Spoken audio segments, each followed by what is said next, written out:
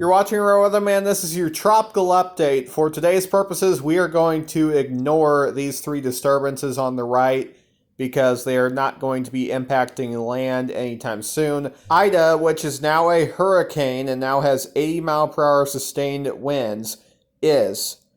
And we are looking at a storm with 140 to 170 mile per hour sustained winds likely at landfall somewhere just to the west of the New Orleans metro is what is expected right now. But of course, that is still 2 days away. It could vary a little bit. As of right now, hurricane warnings have been posted in red for the entire area of southeastern Louisiana. That includes the New Orleans metro. A combination of tropical storm warnings and hurricane watches have been posted east and west of that area.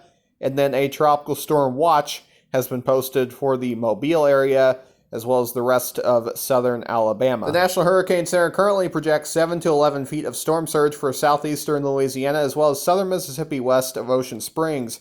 To the east and west of those areas, we have lesser amounts of 4 to 7 feet, as well as 3 to 5 feet for the Mobile Bay area. And wherever the center happens to make landfall, we will see localized amounts much higher than that, possibly over 20 feet. In addition to the surge, over 15 inches of rain are currently projected for everywhere in that purple area.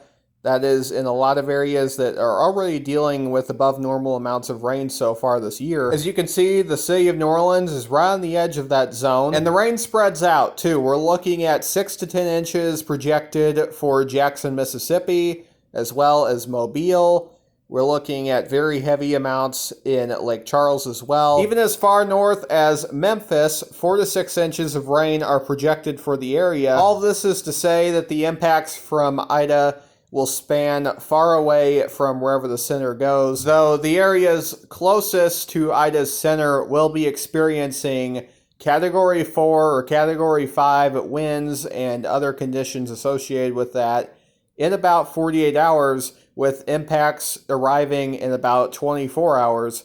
So the time to prepare is now, and it's quickly running out. As you can see, tropical storm force winds greater than a 50-50 shot from Dauphin Island all the way over to Lake Charles, Louisiana. So we will continue to monitor Ida on this channel and its progress, as it will be impacting some densely populated areas along the Gulf Coast. In the Eastern Pacific, tropical storm Nora is making a turn into the Gulf of California after its very close call with Mexico that is occurring right now. And that is a very big concern because, as I've warned on this channel, there are some very warm waters up through that Gulf that, should a hurricane go up through there, we could see serious impacts to the southwestern U.S., and now that is to a certain extent what we might see. Now, the good news with Nora is it will be crashing into the west coast of Mexico before it gets too close to the southwestern United States.